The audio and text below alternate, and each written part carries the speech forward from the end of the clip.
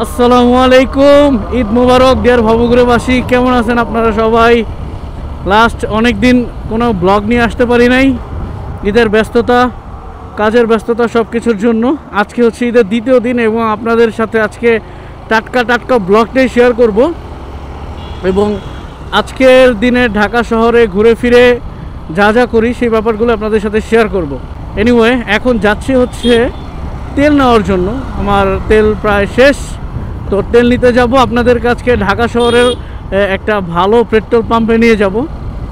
যারা হচ্ছে মিরপুর বা তার আশেপাশে থাকে তারা এসপি ফিলিং স্টেশনের কথা অনেকেই শুনছেন, এবং এসপি থেকে তেল নিয়ে আমি অনেক ভালো ফিডব্যাক পাইছি।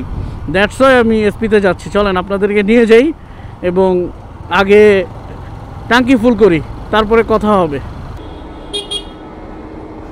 ভাই চাপেন আপনি, আমি বেরোই। ওই যে শালার কাহিনী দেখছো? হায় রে আল্লাহ, এটা তো বেরোয়া যাবো না। এসপি ফিলিং স্টেশন, এইখানকার তেলটা মোটামুটি যথেষ্ট পরিমাণ ভালো। এবং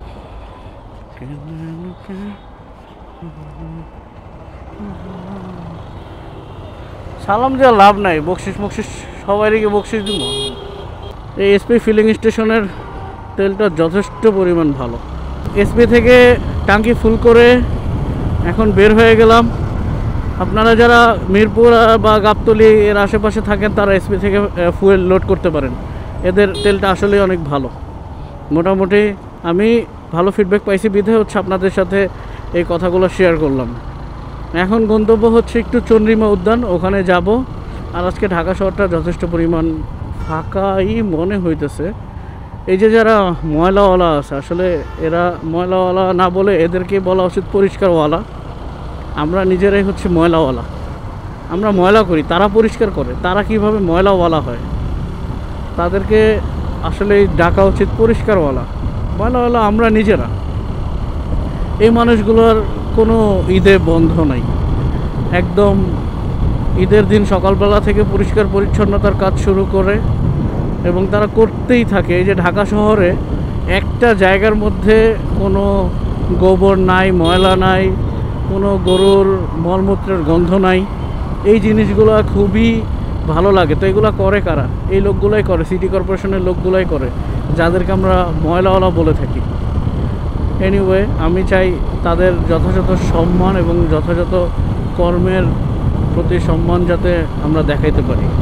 উদ্যান শহরের একটি অন্যতম সবুজে ঘেরা জায়গা বলতে পারেন। খুবই সুন্দর লাগে। এখানে কৃষ্ণচূড়া গাছ, নিচে সুন্দর হচ্ছে ফুলগুলো পড়ে থাকে, দেখতে খুব ভালো লাগে। এবং এই ঈদের সময় অনেক মানুষ ঘুরতে আসে, যদিও এখন দুপুর টাইম। এখানে প্রচুর পরিমাণে কৃষ্ণচূড়া গাছ আছে, প্রচুর। আপনি যেদিকে তাকাবেন সেদিকে কৃষ্ণচূড়া গাছের একটা সুন্দর সমারোহ আছে। যাই হোক, তো এই কারণে মূলত এখানে আসা। দেখেন বিজয় সরণি কত সুন্দর, সিগন্যাল ছাড়া পার হয়ে যাচ্ছি। এই দিনও দেখা লাগে বিজয় সরণি সিগন্যাল ছাড়া পার হইতেছি। যাক, আলহামদুলিল্লাহ, এটা খুব ভালো। এই ঢাকা শহরটা মানে ঈদের পরবর্তী 2 থেকে 3 দিন বা 4 দিন পর্যন্ত অনেক সুন্দর লাগে। ঢাকা শহরটা খুবই ছোট, এবং যদি আপনি ঢাকা শহরের রাস্তাঘাটগুলোতে এরকম জ্যাম না থাকতো, ঢাকা শহরের এই প্রান্ত থেকে ওই প্রান্ত আপনি খুব সহজেই পার হয়ে চলে যেতে পারতেন। চন্দ্রিমা উদ্যানে কিছু ছোটোখাটো ফটোশ্যুটের ব্যাপার স্যাপার ছিল। ওই ফটোশ্যুটের ব্যাপার স্যাপারগুলো কমপ্লিট করে এখন চলে যাচ্ছি। জায়গাটা দিয়ে কত কিছু। এই হচ্ছে এক ফ্লাইওভার, তারপর উপর দিয়ে এলিভেটেড এক্সপ্রেস হয়ে গেছে। দারুণ ব্যাপারটা। রোডের মধ্যে ওইরকমভাবে বাইক দেখতে পারতেছি না। দুপুর না হইলে আবার প্রচুর পরিমাণে বাইক দেখা যেত।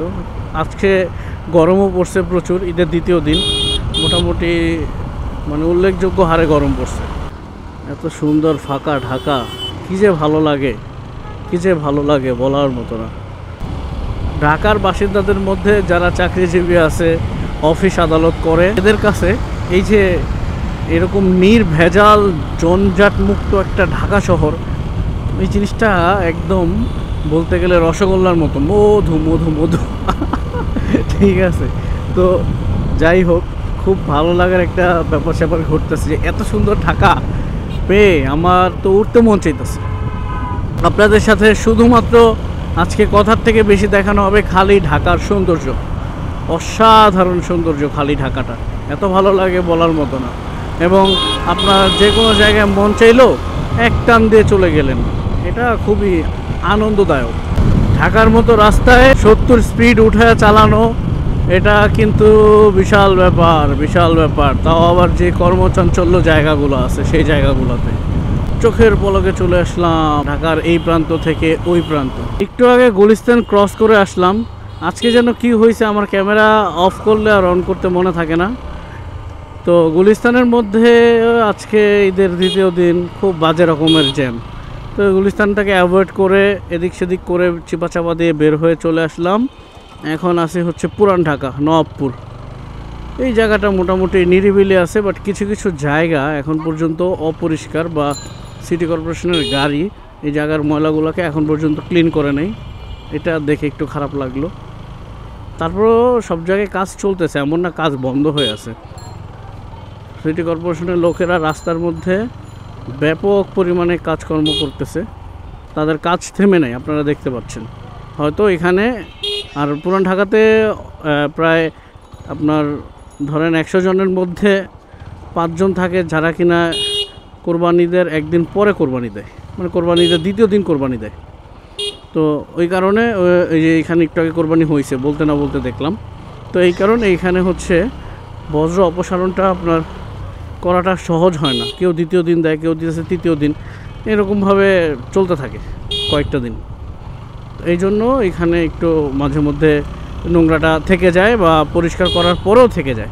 আর সিটি কর্পোরেশনের লোক রাস্তায় এখানে প্রচুর পরিমাণে চামড়া দেখা যাইতেছে, ঠিক আছে। চামড়াগুলা হয়তো তারা বিক্রি করতেছে, বিভিন্ন ভ্যান্ডর আসতেছে, চামড়া দোকান ব্যবসায়ীরা আসতেছে, এসে চামড়াগুলো নিয়ে যেতেছে। এই আর কি মোটামুটি অবস্থা।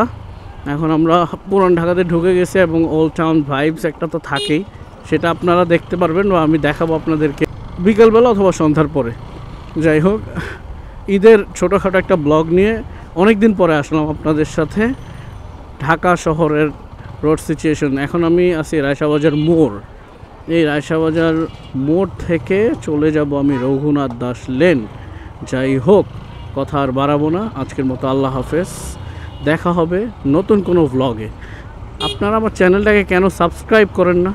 ভিডিও দেখবেন এবং চ্যানেলটাকে সাবস্ক্রাইব করবেন, কমেন্ট করবেন, এতে করে ভিডিও বানানোর উৎসাহটা আরও বৃদ্ধি পাবে। আল্লাহ হাফেজ।